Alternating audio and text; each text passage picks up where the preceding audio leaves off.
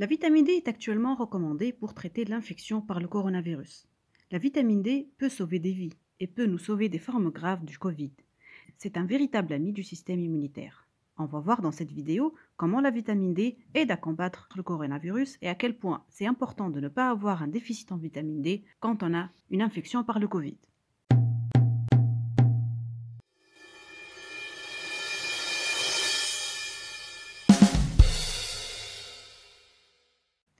Cette vidéo sera faite de deux parties. Une première partie sur comment le système immunitaire, main dans la main avec la vitamine D, fait pour lutter contre le coronavirus. Deuxièmement, comment faire pour obtenir une bonne réserve de cette vitamine D dans notre corps. Lorsque le coronavirus rentre dans notre organisme, sa protéine S se fixe sur nos cellules, son enveloppe lipidique fusionne avec la membrane de nos cellules et le matériel génétique du virus y pénètre pour s'y multiplier. Là, le système immunitaire va faire une réaction. Cette réaction est rendue plus efficace et plus adaptée grâce à plusieurs facteurs, entre autres la vitamine D. Vitamine D, c'est pour vital amine, c'est-à-dire que c'est comme une hormone qui est vitale pour notre corps. La vitamine D est liposoluble, c'est-à-dire qu'elle adore les lipides. Donc elle fusionne avec la membrane de nos cellules et peut circuler librement dans le cytoplasme et aller directement dans le noyau pour proposer des fonctions au noyau. Ça, c'est la vitamine D activée, ou autrement appelée 1,25-dihydroxycalciférol. Ça, c'est le nom compliqué de la vitamine D. Et on va voir ultérieurement après dans cette vidéo comment faire pour obtenir cette forme activée de la vitamine D. Une fois notre vitamine D est activée et elle circule dans le sang, elle va passer dans le système sanguin et rencontrer nos globules blancs, notre système immunitaire qui est fait d'agents de police et d'agents militaires qui sont là pour nous protéger. Une fois la 1,25-dihydroxycalciférol rencontre une cellule immunitaire lambda, elle va aller directement dans son cytoplasme, se fixer sur un récepteur, puis voyager petit à petit vers le noyau pour encourager le système immunitaire à fabriquer deux protéines bien particulières. 1. La bêta-défensine, 2. La catélécidine. Quand la cellule immunitaire fabrique ces deux molécules, la guerre contre le coronavirus commence déjà. En effet, la bêta-défensine va aller dans le coronavirus et créer des pores au niveau de sa capsule et de son enveloppe. Ces pores-là vont détruire le virus. D'ailleurs, ce phénomène, on l'a vu avant avec d'autres virus, comme le virus de la grippe et le rhinovirus. Deuxièmement, la catélécidine va s'occuper plutôt du versant protéine du coronavirus, c'est-à-dire que ça va aller détruire la protéine S. Cette protéine va détruire le virus. Déjà, la vitamine D, en stimulant ces deux réactions dans un globule blanc, commence à aider le système immunitaire à lutter contre le coronavirus. En plus, cette catélécidine va faire d'autres choses. Premièrement, ça va stimuler encore plus le macrophage, le rendant plus actif. Deuxièmement, les vaisseaux dans lesquels circule notre système immunitaire vont devenir plus perméables, ce qui facilite la circulation des cellules du système immunitaire. C'est comme dégager la voie de la circulation aux voitures de la police. Et finalement, la catélécidine va déclencher comme un signal de géolocalisation pour informer tout le système immunitaire que là, il y a un problème, là, il y a un virus. C'est un signal de géolocalisation pour faire appel à plusieurs cellules immunitaires pour venir nettoyer là où il y a le virus. Puis, cette cellule immunitaire, une fois elle phagocyte et elle bouffe ce virus-là, elle va prendre une petite information, c'est comme un rapport d'enquête avec des photos et tout, et aller directement vers son chef, qui est le lymphocyte T, pour l'informer qu'il y a un virus qui arrive et qu'il faut aller développer une réaction bien plus forte que ça pour pouvoir le détruire. Dans ce rapport livré au lymphocyte T, il y aura bien sûr une partie de la protéine S, des informations sur le virus. Comme ça, le système immunitaire voit ça et il va diffuser l'information à tous les autres lymphocytes pour déclencher une réaction adaptée. Ce lymphocyte T va donc mettre une combinaison dédiée, changer de look, devenir plus mature et faire le plein des armes adaptées. Ces armes-là sont entre autres les anticorps. Et ce n'est pas n'importe quel anticorps. C'est des anticorps adaptés à l'information déjà fournie par le globule blanc lambda qui est adapté à la protéine S. Ces anticorps vont aller se fixer sur la protéine S de chaque virus et le neutraliser comme s'il lui mettait des menottes. En plus, ces menottes-là vont faciliter la reconnaissance du virus par les autres lymphocytes, par le lymphocyte lambda, ce qui faciliterait l'élimination de ces virus-là par le reste des cellules immunitaires. Toute cette voie de signalisation, tout ce passage de l'information entre le lymphocyte lambda et le lymphocyte T, cette maturation de ce lymphocyte T et cette fabrication des armes à type d'anticorps est facilitée par la vitamine D. Ce type de réaction immunitaire est une réaction bien sage, bien calme, qui ne perd pas le nord. Et tout ça est orchestré de façon correcte grâce à la vitamine D. Si nous avons une carence en vitamine D, il va y avoir un problème dans toute cette cascade de réactions. Le système immunitaire, quand il fait ce genre de réaction vis-à-vis du coronavirus, en a une forme mineure, voire asymptomatique. Mais il faut savoir que le problème avec le coronavirus, c'est un orage de réactions inflammatoires déclenchées par un système immunitaire. C'est une situation qu'on voit dans les formes graves. Le système immunitaire pète un câble. Il fait une réaction excessive. On peut la comparer à un éléphant qui est gêné par une mouche et qui commence à bouger dans tous les sens, détruisant tout ce qui est devant lui. Le système immunitaire, dans ce cas, ne va pas agir de façon adaptée, parce qu'entre autres, il y a une carence en vitamine D.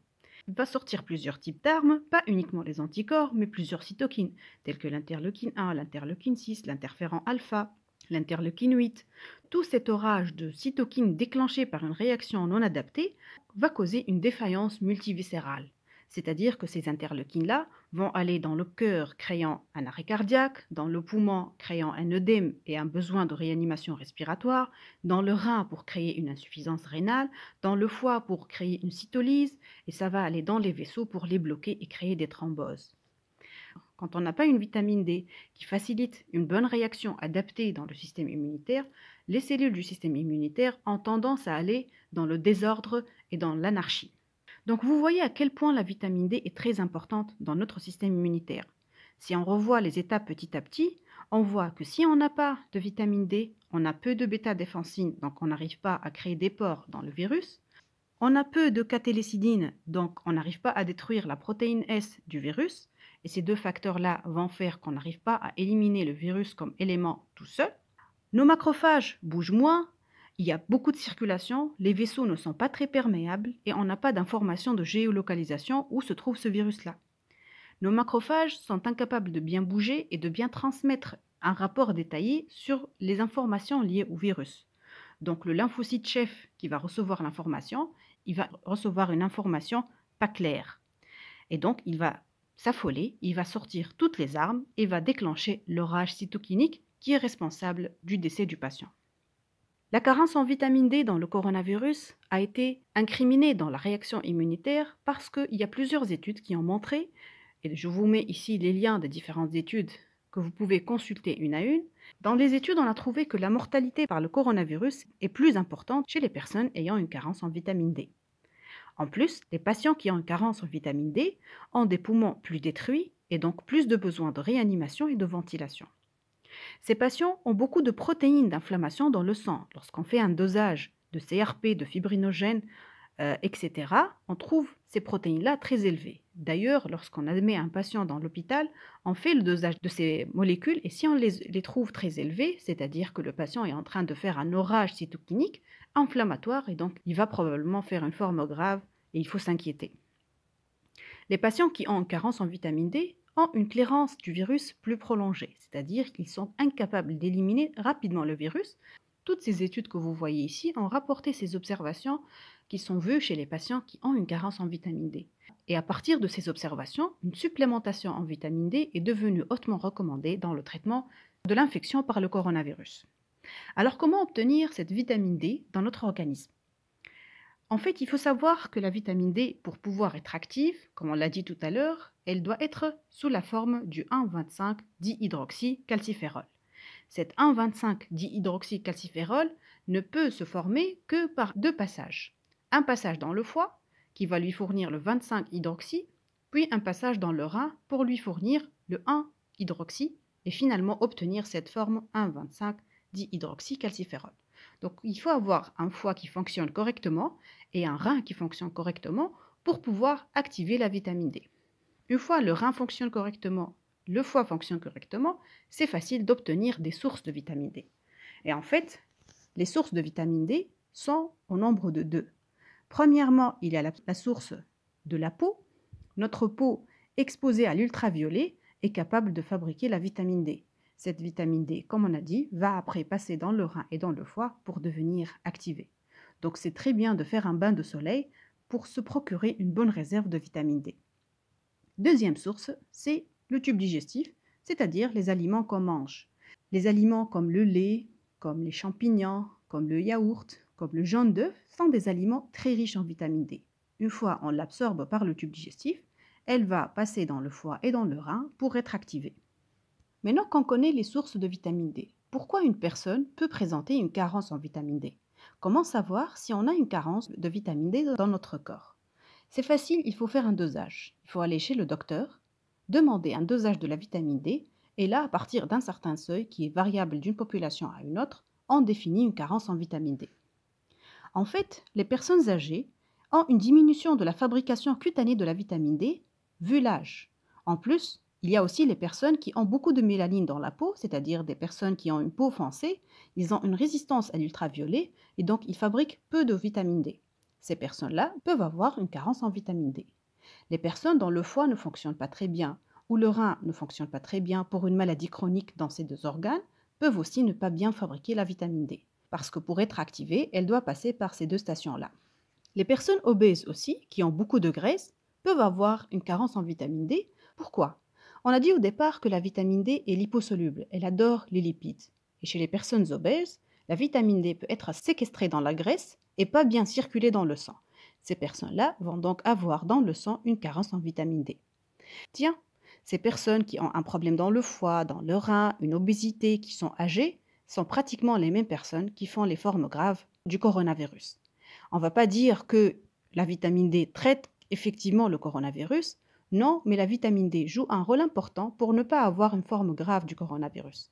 En fait, une fois l'orage cytokinique est déclenché, la cascade de la réaction inflammatoire ne peut pas être arrêtée.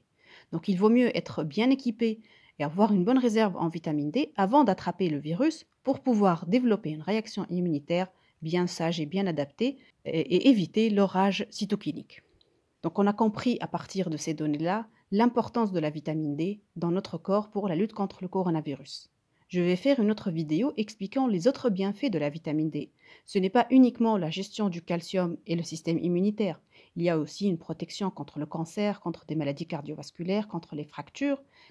Et je suis vraiment étonnée pourquoi les sociétés en médecine ne recommandent pas automatiquement une supplémentation en vitamine D. Je termine par un petit conseil. Allez consulter votre médecin pour faire un dosage de la vitamine D. Si vous avez une carence, prenez la vitamine D par voie orale en supplémentation. Évitez d'en prendre trop parce qu'il y a quand même une toxicité. Bien que cette toxicité est rare, mais on commence à le voir suite à l'automédication à cause de la pandémie du Covid-19. Mais la vitamine D peut sauver votre vie, pas uniquement du coronavirus. Et merci pour votre attention.